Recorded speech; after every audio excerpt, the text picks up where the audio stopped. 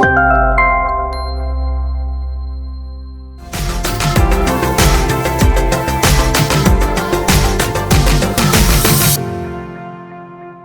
idea es hablar sobre la utilidad de la tomografía cardíaca. Sé que hay varios estudiantes de medicina, saben que hoy en día, y ya lo vamos a ver, en la unidad de dolor de pecho la tomografía tiene un rol bastante importante. Fíjense ustedes que ya esta guía, que es del 2021, nos habla de que la tomografía tiene mucha utilidad en la unidad de dolor torácico. Un poco la idea de la charla es hablar sobre qué hay de nuevo en las guías de dolor torácico en el 2021, que fue la guía en el momento en el cual fue publicada. ¿Cuáles son las prioridades del cardiólogo en el área de emergencias? ¿Qué algoritmos nos van a proponer las guías? Algo ya se habló. ¿Cuál es la precisión diagnóstica de los diferentes métodos? Y un mensaje final sobre el mismo. Fíjense ustedes, ya entre el 2017 y en el 2021, los ingleses ya proponían en el uso de la tomografía cardíaca multislice en el estudio de la enfermedad coronaria. Bueno, pasaron varios años hasta que en el 2021, como bien dijo César, se logró lo anhelado por todos nosotros y fue la indicación, fíjense ustedes, y el acuerdo de expertos para utilizar la tomografía cardíaca como indicación clase 1 a nivel de evidencia A en la unidad de dolor torácico. El tema es preguntarse, bueno, ¿cuál es la magnitud del problema? César lo comentó, fíjense ustedes, entre el 5 al 10% de las consultas en el departamento de emergencia es por dolor de pecho. Eso incluye, digamos, un 25% de las internaciones en centros hospitalarios. Esto va a llevar, por supuesto, a elevados costos, alta ocupación de camas, muchas veces errores frecuentes y muy caros, pacientes que se siguen estudiando por dolores de pecho que realmente no son síndromes coronarios agudos. Entonces, la idea es homogeneizar la evaluación, tratar de disminuir los tiempos. Obviamente ustedes saben que cuanto más tiempo esté el paciente internado, más costos para la obra social, más costo para la institución. La idea es disminuir los costos y tratar de minimizar los errores. Ya lo mostraron, fíjense ustedes, bueno, la prevalencia, obviamente el dolor de pecho va aumentando juntamente con la edad y los síndromes coronarios agudos aumentan con la edad, eso está claro. Pero las guías plantean algo que es muy interesante, fíjense ustedes. Antes se hablaba de un término de enfermedad coronaria y se utilizaba para definir enfermedad coronaria si tenía o no estenosis. O sea, hacía como una división dicotómica, ¿tiene enfermedad o no tiene enfermedad? Más del 50% tiene enfermedad coronaria, menos del 50% no tiene enfermedad coronaria. Lo que hacen estas guías del 2021 es justamente revisar esta terminología e incluye el término de placa aterosclerótica no obstructiva. O sea, fíjense ustedes que nosotros tenemos un método que empieza a investigar y a conocer un poquito más sobre la estructura de esta aterosclerosis para hablar justamente del concepto de obstrucción coronaria. Y otro objetivo, que de hecho ya se está viendo, hay numerosos trabajos, la isquemia, el PROMISE, bueno, numerosos trabajos que nos hablan de que muchas veces los pacientes se benefician con una optimización en la terapéutica farmacológica, o sea, no obstructiva. O sea, nosotros podemos decir por tomografía no obstructiva. O sea, nosotros podemos decir por tomografía que este paciente tiene placas fibrocálcicas o este paciente placas fibrolipídicas y fibrocálcicas, que en verdad no son severas, con lo cual el paciente se puede ir de alta, pero con una terapéutica probablemente diferente. Este paciente lo vamos a enviar con estatinas y este paciente que tiene arterias coronarias normales prácticamente se vaya sin medicación. También, ya a través de la evidencia, nos han demostrado, fíjense, que la tomografía permite valorar placas vulnerables.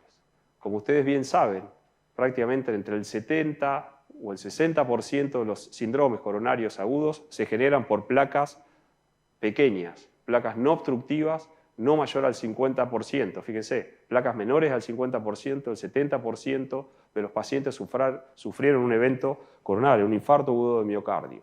Hoy en día con la tomografía, en la unidad de dolor de pecho, por ejemplo, podemos decir que si bien el paciente no tiene una enfermedad coronaria obstructiva significativa, podemos caracterizar y decir que es una placa vulnerable, que los riesgos, las chances de hacer un evento a futuro con este tipo de placa son muy altas. Entonces, la terapéutica, digamos, la medicación con la cual se va a ir al paciente es muy importante.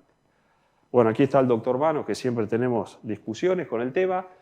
¿Y qué pasa? La hemodinamia, y eso está claro, informa enfermedad de luz, excepto si utilizan el OCT o el IBUS. Cuando uno hace una angiografía, te dicen tiene una lesión severa, pero hablan sobre enfermedad de luz, no hablan sobre enfermedad de pared.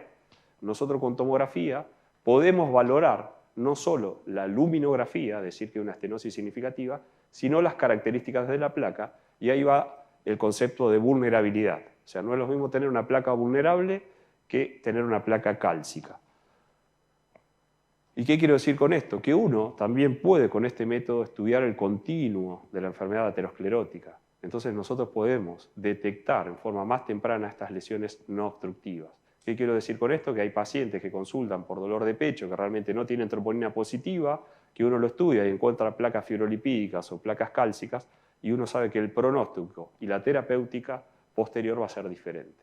Entonces, es un poco lo que estamos hablando acá. Fíjense que tiene un papel invaluable en la detección de todas las fases de la enfermedad coronaria, que tiene un altísimo valor predictivo negativo. Si es un método que tiene un alto valor predictivo negativo, es un método que prácticamente es muy bueno para descartar enfermedad coronaria, no para confirmar enfermedad coronaria. Entonces, prácticamente tenemos que estudiar pacientes sanos o no pacientes de alto riesgo. No todas las lesiones, ya lo vimos, de los infartos eran lesiones severas. Las lesiones de los infartos agudos de miocardio generalmente se generan a partir de placas pequeñas. Y yo les dije que también con este método nosotros podemos valorar placas de alto riesgo que tienen características específicas, que es baja atenuación, una calcificación puntiforme, el signo del anillo y el remodelamiento positivo. De hecho, si ustedes se ponen a observar, este es un subestudio del ROMICAT 2 que nos dice que, por ejemplo, pacientes que fueron estudiados en una unidad de dolor de pecho y se les encontró placas cálcicas, realmente el tratamiento guiado por la aterosclerosis cambió el pronóstico de estos pacientes, porque se identificaron placas fibrolipídicas o placas cálcicas, que realmente si ese paciente solo se iba con el electro normal y una troponina negativa, no se le iba a dar ninguna terapéutica. Al hacerse una tomografía e identificar placas cálcicas y fibrolipídicas no significativas, se fue con una terapéutica diferente. Otra de las preguntas es entonces, ¿cuáles son las prioridades de ustedes como cardiólogos o residentes en los sistemas de guardia o en la unidad de dolor de pecho? La idea es, por supuesto, tratar de admitir, ingresar a aquellos pacientes con infarto, evitando el ingreso hospitalario de pacientes sin infarto. O sea, ojo con los falsos positivos. Para eso necesitamos de pruebas específicas. Por otro lado, nosotros debemos dar alta directa a aquellos pacientes sin infarto, sin enviar a domicilio a pacientes con un infarto no identificado. Ojo con los falsos negativos. O sea que necesitamos también de pruebas sensibles. Entonces, la otra pregunta es, ingresa el paciente a la unidad de dolor de pecho y ¿qué algoritmo nos están proponiendo las guías? ¿Qué hacemos con ese paciente? ¿Qué debemos considerar y cómo debemos estratificar a ese paciente antes de solicitar un método de imagen adecuado? César lo comunicó, ya lo explicó muy bien, ingresa al paciente, se hace un buen interrogatorio y mientras tanto uno va pensando en los diferentes diagnósticos diferenciales. Recuerden ustedes, si muchos eligen la cardiología, que todo dolor de pecho no siempre es coronario. Hay que descartar disección de aorta y hay que descartar tromboembolismo de pulmón, dos diagnósticos que además de la enfermedad coronaria uno lo puede hacer también por este método como es la tomografía. Entonces uno empieza a pensar, digamos, en su cabeza cuáles son los diagnósticos diferenciales probables frente a un dolor de pecho. Como bien dijo César, se hace el triage. Se hace el interrogatorio, se hace el electro y se piden los biomarcadores. Una vez que uno recibe todos esos datos, ahí se estratifica el riesgo del paciente con el Hard Score, el Team Score o el Grace, depende del score que ustedes quieran, y a partir de ahí decide qué método de imagen se va a utilizar. O se da el alta directa al paciente o uno decide qué método de imagen va a elegir. Está el doctor Mereta también, y la gran discusión en el 2023, y va a seguir por larga data, es estudio funcional versus estudio anatómico.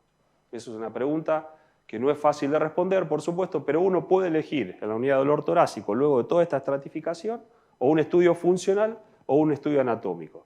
Y eso va a depender, y ya lo vamos a ver, de acuerdo a la estratificación, la edad y una serie de conceptos que vamos a ir viendo. Pero, por ejemplo, yo les dije que por tomografía uno puede valorar morfología de la placa y estimar el grado de obstrucción, y la cámara gamma nos va a localizar dónde está la isquemia, nos puede cuantificar la isquemia, nos va a valorar, si uno lo hace gatillado al SPEC, valorar probablemente motilidad en reposo y postestrés, y evaluar también algunas otras causas no cardíacas de dolor torácico.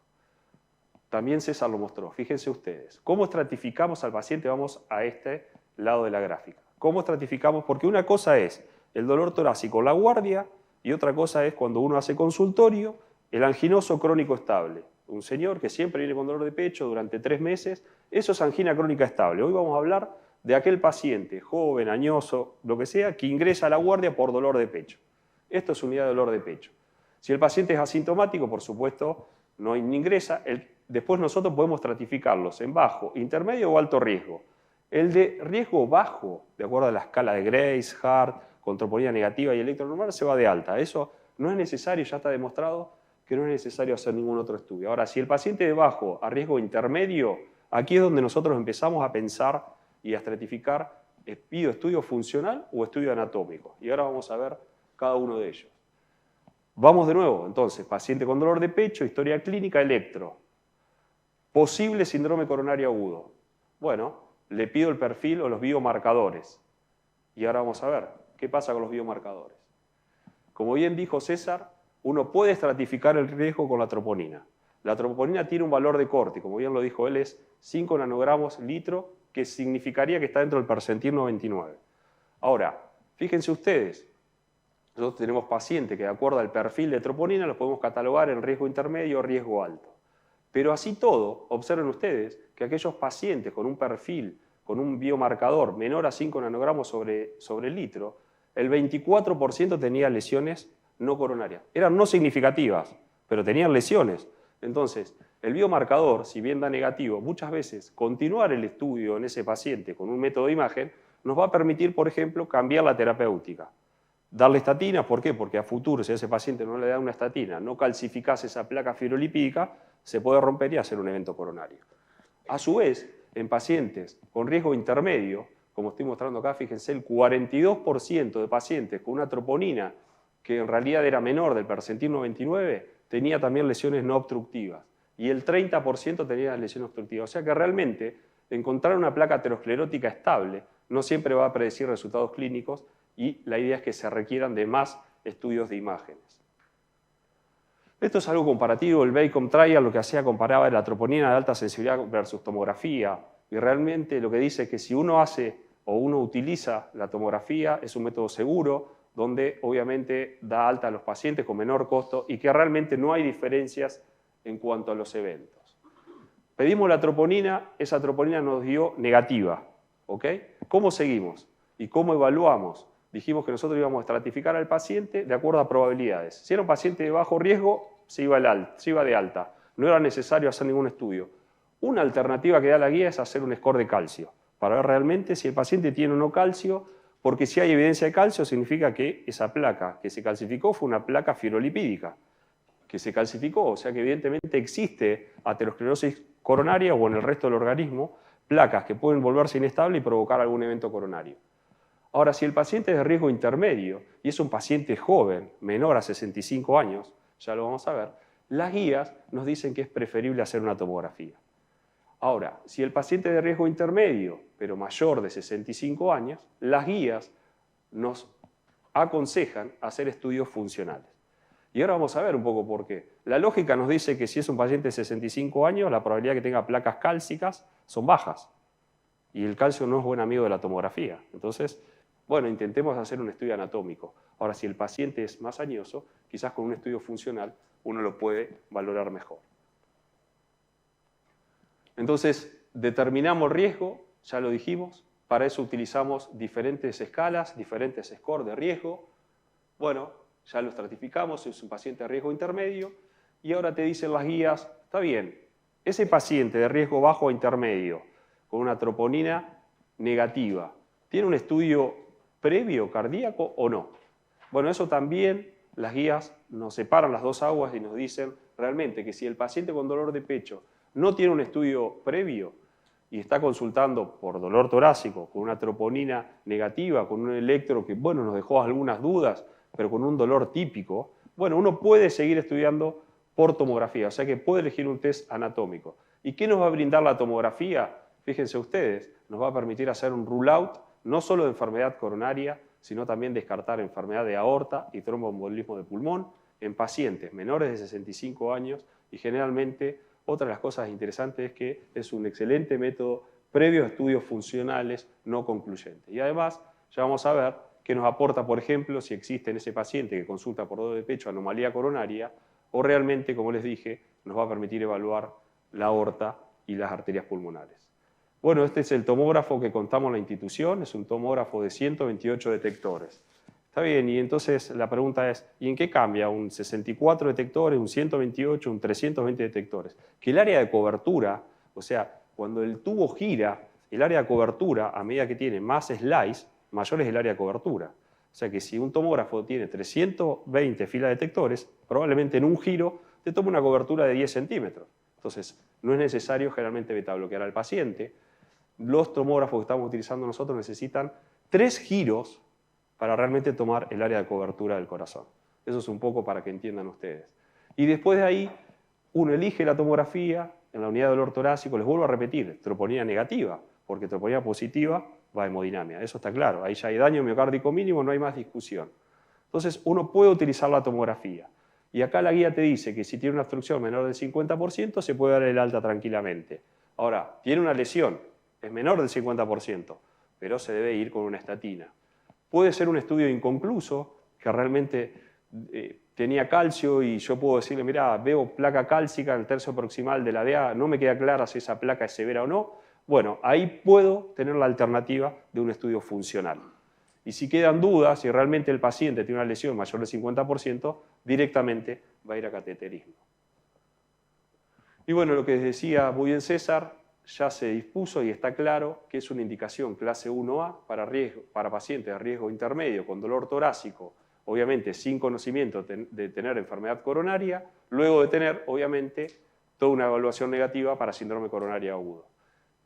Y la tomografía, además, sirve como un método para excluir placa aterosclerótica y enfermedad coronaria. Y esto es muy importante. ¿Por qué? Porque bueno, ya hay evidencia que la tomografía tiene indicación en la unidad de dolor de pecho en pacientes de bajo riesgo, a pacientes de bajo riesgo o de riesgo bajo a intermedio. Les quería mostrar un caso. Por ejemplo, esta es una mujer de 43 años, es una hipertensa no tratada, negaba antecedentes cardiovasculares, ingresó a la institución por dolor torácico, fíjense, de reposo, de 20 minutos de duración, no se irradiaba, no tenía síntomas neurovegetativos, o sea, no transpiró, no se irradió el dolor, que realmente se dio al ingresar a la unidad de dolor torácico. Pero bueno, ella consultó en la guardia, se le hizo el electro, prácticamente es un electro normal, tiene una repolarización un poquito rara, pero es un electro dentro de parámetros normales, no estaba taquicárdica la paciente. Se le hizo el examen físico, obviamente, con una tendencia a la hipertensión, y el laboratorio, fíjense ustedes, el valor de troponina estaba en 14, esto es sobre litro, es 14 nanogramos sobre litro, y luego a la hora 16 nanogramos sobre litro. Fíjense, no hizo delta, o sea, no hubo un aumento de la troponina significativo, estuvo ahí. El score de riesgo dio 75 para el Grace, 30 para el Crusade. Se hizo un eco en la guardia con función ventricular normal y una insuficiencia mitral leve. O sea, se estratificó el paciente como de riesgo intermedio, mujer. Bueno, se le hizo justamente la tomografía cardíaca y la paciente no tenía enfermedad coronaria. O sea, fíjense, una paciente que ingresó en, no sé, en dos horitas, entre que se le hizo el primer perfil enzimático, el segundo perfil enzimático, realmente se le dio el alta. O sea, no necesitamos internarla, dejarla internada, antiagregarla, hablar con el hemodinamista, hacer un estudio funcional. Realmente uno si tiene y utiliza este tipo de métodos realmente y lo utiliza bien, es muy importante. Bueno, simplemente este también es un estudio del ROMICAT 2, donde dice justamente que en este caso, fíjense los tiempos, cuando uno utiliza una estrategia habitual a una estrategia por tomografía, hay una reducción en la estancia hospitalaria de prácticamente, si uno utiliza, no tiene tomografía y utiliza un algoritmo habitual, que es doble perfil enzimático, estudio funcional, o la dejamos internada y demás, 13 horas versus 2.2 horas, que realmente fue, por ejemplo, en este caso en comparación al hombre. Estos son toda la evidencia que nos avala el uso de la tomografía en la unidad de dolor torácico.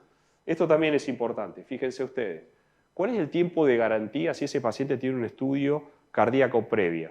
Si el paciente que consulta a la guardia tiene una tomografía, por ejemplo, de hace 2 años, que era normal, que no había evidencia de placa, bueno, el tiempo de garantía de 2 años de que probablemente ese paciente no tenga eventos.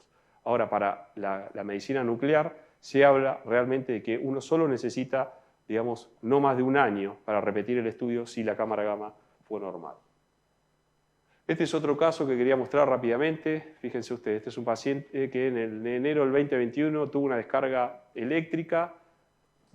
También, fíjense, para esa época se le hizo una ergometría y que realmente la ergometría hablaba de que tenía unas T negativas en la etapa 1 del esfuerzo, en cara inferior, de B3 a B6, y dice, se evidencia un infradesnivel del ST de 0.5 milímetros. O sea, fue una prueba ergométrica positiva, pero el paciente no tuvo síntomas, el comportamiento de la TA fue normal. O sea, fue un estudio no muy concluyente. El médico realmente se quedó con algo de duda. Para marzo del 2021 le pide una cámara gamma. Y en la cámara gamma, si ustedes ven también, habla de que tiene un supuestamente dice ahí, no sé por qué, pero lo dice un infradesnivel del ST de tipo ascendente. Fíjense que acá hay un cambio en el STT. Esto es una cámara gamma de marzo del 2021. Y la cámara gamma informa una necrosis transmural apical con isquemia leve a moderada a nivel del septum interventricular medio y basal y anteroseptal. La prueba ergométrica fue insuficiente, no tuvo angor ni disnea y dice, bueno, el infradesnivel del ST ascendente. Y bueno, y el médico sugiere, uno recibe muchas veces estas cosas, las recibe en la guardia, bueno, existen. La cámara gamma fue interpretada obviamente como positiva desde el punto de vista imagenológico, con cambios electrocardiográficos, pero bueno, el paciente realmente no volvió más a la consulta y viene a la guardia la semana pasada y consulta por dolor torácico. Troponina negativa y le hacemos la tomografía cardíaca, no tuvo delta en la troponina, un dolor típico. Fíjense, esta es la descendente anterior, esta es la coronaria derecha, ahí sale la coronaria derecha y acá sale un ramito retroaórtico, que es territorio de la circunfleja.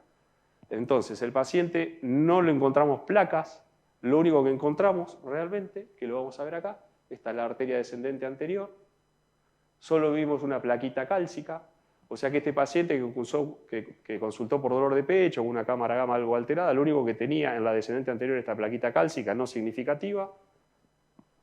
Cuando vemos la circunfleja, tenía un nacimiento anómalo, un vaso pequeño, retroaórtico. Fíjense qué bien que se ve acá. Esto es aurícula derecho, esta es aurícula izquierda, los ventrículos están hacia acá, pero este paciente entonces tiene un nacimiento anómalo.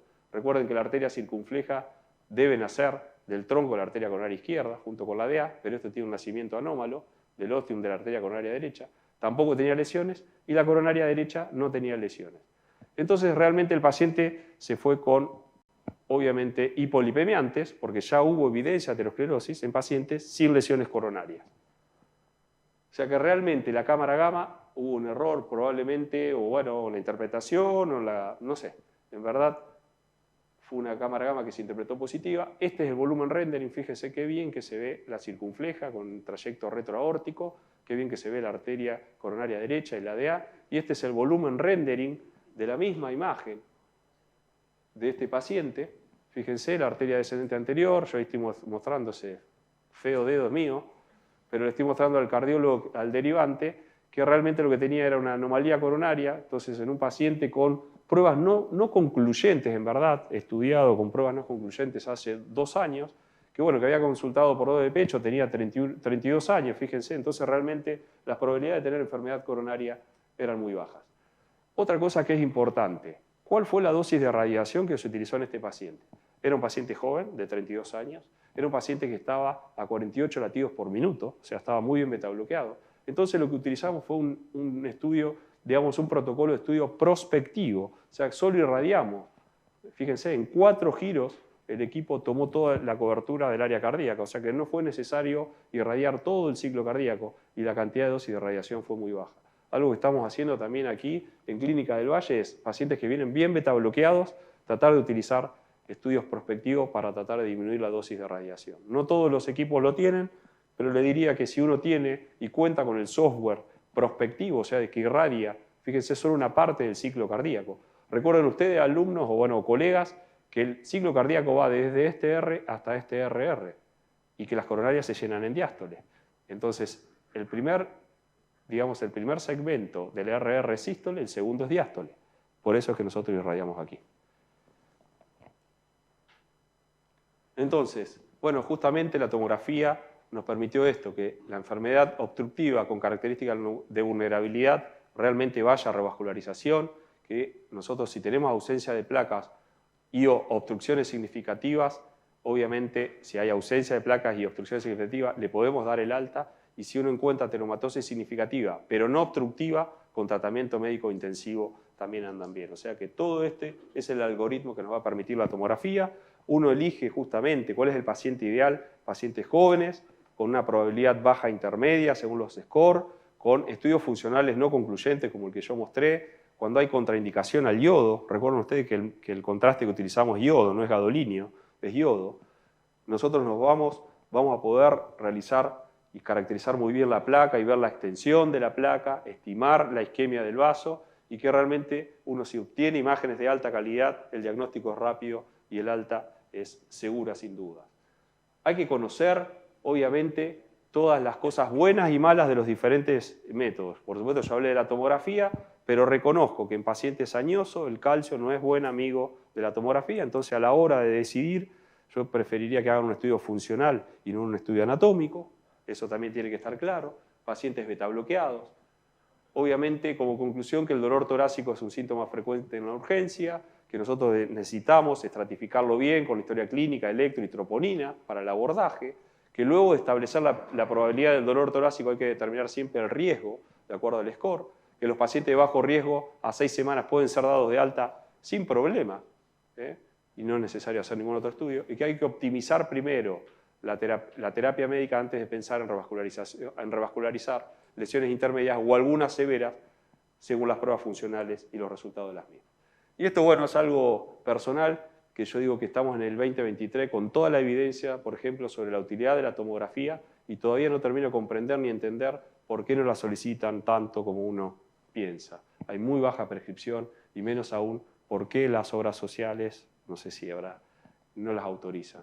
Entonces, digo, ¿será que estamos frente a un negacionismo? Pero bueno, la pregunta es, ¿qué es negacionismo? Es un acto irracional cuando todo un segmento de la sociedad, a menudo luchando por el trauma del cambio, da la espalda a una realidad en favor de una mentira más confortable. O sea que la escasez de la cobertura médica, la falta de educación médica, aquí vamos a ver futuros colegas, el enorme y exagerado temor a la radiación, preocupaciones acerca de la realización de estudios subsiguientes y la resistencia a los cambios de paradigma, así como la crítica a los ensayos clínicos randomizados de intervención, todos ellos contribuyen a la falta de aceptación de la tomografía en la unidad de dolor torácico. Me parece que es hora de revertir esta situación y ponernos a trabajar. Muchas gracias.